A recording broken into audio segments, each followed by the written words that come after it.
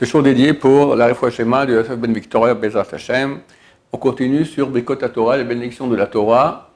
Donc on n'a pas le droit de dire des paroles de Torah, ni de lire des paroles de Torah. On peut penser, on peut écouter, mais ni lire dans un livre, ni à plus forte raison dire, tant qu'on n'a pas fait le matin, Birkot HaTorah, bénédiction de la Torah.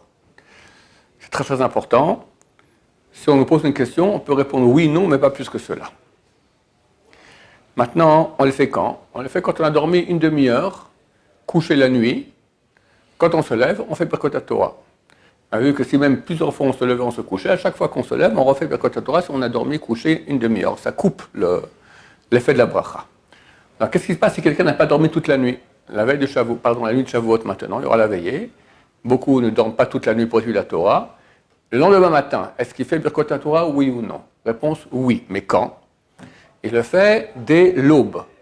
L'aube, c'est 1h12 avant le lever du soleil. Attends, c'est 1h12 relative. Ça veut dire en été, c'est beaucoup plus long. En hiver, c'est beaucoup moins long. Par exemple, maintenant, aujourd'hui, le lever du soleil, c'est à 6h33. Et l'aube, c'est à 5h07. Donc il y a presque 1h30 entre les deux. Alors que c'est 1h12 du point de vue strict. Au printemps, ça les équinoxes, au printemps, le 21 mars et le 21 septembre, c'est le moment où la nuit et le jour sont égaux exactement, alors c'est 1h12.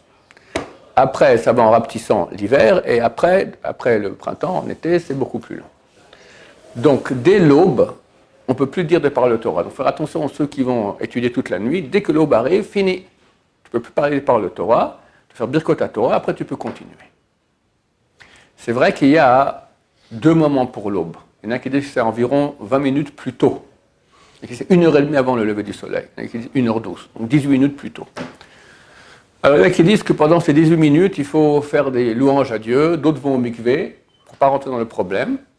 Alors Rav Yosef, il a dit c'est dommage de perdre son temps, tu continues à étudier jusqu'au 2e temps, le plus tard. Et dès le 2e temps, donc 1h12, ça sera, ici à Jérusalem, ça sera à 5h07, ce mercredi matin de Shavuot. Jusqu'à 5h07, tu peux étudier. Dès 5h07, tu fais Birkot Torah et tu peux continuer à étudier. Mais tu ne peux pas continuer à étudier sans faire Birkot Torah. Ça, c'est si on n'a pas dormi. Si on a dormi, comme je l'ai dit, après une demi-heure de sommeil, même si quelqu'un va dormir à 6h du soir et se lève à 8h du soir alors qu'il fait nuit, ou même moins, 6h à 6h30, une demi-heure, 6h30, il se lève, c'est encore le jour, il n'a même pas fait Arvit encore, il n'a pas fait... Tout ça, il fait Birkot Torah parce qu'il a dormi une demi-heure couché pendant la nuit. Ok, on finit les lois de Birkot Torah. On passe à une autre loi super importante. Je l'ai rappelé vaguement, mais je vais encore ajouter un petit détail. Il y a une obligation de faire 100 bénédictions par jour. À la base, c'est le roi David qui a statué ce décret. C'est tous les jours 100 morts. Il y avait une épidémie, il a statué cela et l'épidémie s'est arrêtée. Alors, Ben Ouahari, la Kabbalah, il dévoile qu'il y a 22 lettres de l'alphabet qui éclairent notre Neshama. Maintenant, il dit que lorsqu'on ne fait pas 100 brachot, 100 bénédictions par jour, alors cette lumière-là, elle manque. Et si on manque de lumière, alors on est aux proies des forces du mal, les ténèbres, d'accord? Pour ça qu'il faut faire ces brachot comme il faut bien. Et il dit aussi que si on se trompe dans la bracha, alors la bracha, il n'y a pas de lumière chaque bracha correspond à une certaine lettre, cette lettre ne va pas éclairer. Et si on a fait sans kavana, on fait la bracha mais sans penser, on pense à nos vacances à Honolulu, alors elle va éclairer mais très peu. Ça sera beaucoup moins brillant. Alors que si tu fais la bracha lentement, en pensant bien ce que tu dis avec intention, alors les lettres vont briller et toi tu vas briller aussi, Be'ezrat Hashem. Cette obligation incombe aussi aux femmes. Et très souvent les femmes ne font pas les prières, en tout cas pas toutes, ce qui fait qu'il leur manque beaucoup plus de bénédictions. Nous, très facilement, on arrive à 100 les jours de semaine. Tu as 3 fois 19 brachot, ça te fait déjà 57, plus encore 18 de Birkot Hashachar, ça te fait 75. Il reste encore 25. Il y a quelques Birkat Hamazon, toilettes, machin, tout ça. Facilement, tu les as. Shabbat, beaucoup moins.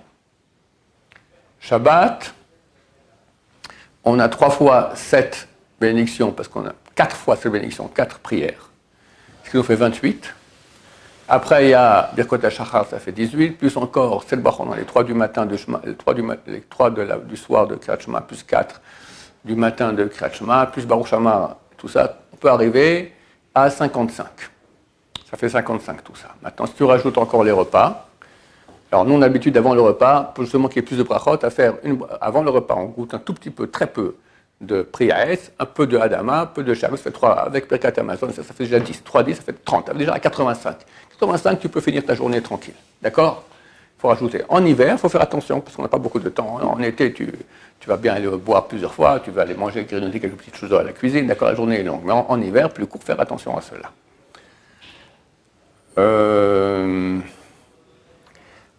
Donc faire attention à cela, c'est super important. Et maintenant, nous passons aux lois du tzitzit. La mitzvah de la Torah, que si on porte un habit à 4 coins, alors il faut y mettre des tzitziot. À chaque coin, mettre 4 fils qui dans un trou, d'accord? Et on aura 4 par là, ça fait 8. Et comme ça de tous les côtés, et on fait certains nœuds sur ces fils-là, et c'est mitzvah de la Torah. Maintenant, à condition que l'habit soit de laine. Si l'habit est de laine, on parle de laine de brebis, pas laine de chameau ni laine de cheval, d'accord? Laine de brebis, alors la mitzvah est de la Torah. Si ce n'est pas de la laine de brebis, c'est du coton, aujourd'hui on a à peu près les deux, coton, alors c'est mitzvah des Rabbanan. Synthétique, il y en a qui ne mettent pas la mitzvah, où ils ont fait un temps, je ne sais plus s'ils font encore aujourd'hui, des petits talis de katane troués pour l'hiver, pour l'été, il fait chaud comme ça, c'est synthétique, on ne sait même pas si tu as fait la mitzvah. Donc le mieux s'habituer à porter de laine. Pour nos frères Ashkenaz, s'ils portent de coton, c'est aussi une mitzvah de la Torah, même le coton, mais pour nous pas. Donc porter un habit de laine, et même qu'il fait chaud, mais c'est une grande mitzvah, voilà, et y mettre dessus les tzitziot. C'est une très très grande mitzvah qui nous met une barrière de lumière face aux forces du mal. Maintenant, on porte 2 types de talit. Le talit petit sous les habits, et le grand talit au-dessus des habits. Ces 2 talits correspondent à 2 lumières spirituelles qu'il y a en nous. On a une neshama, on a un corps. Maintenant, dans le corps, il y a une neshama, il y a une âme. Et aussi à l'extérieur, il y a aussi une âme. On est entouré de lumière divine. Par rapport à ces 2 âmes, on a les 2 types de talit. Par rapport à l'âme qui est intérieure à notre corps, on portera un talit katan qui est intérieur à nos habits. C'est pour ça que nous, les Sfaradim, on n'a même pas les fils qui sortent. Vous verrez que les Sfaradim qui ont été éduqués dans les écoles Sfarad, vraiment, voilà, chez moi, vous ne verrez jamais les fils pendre à l'extérieur.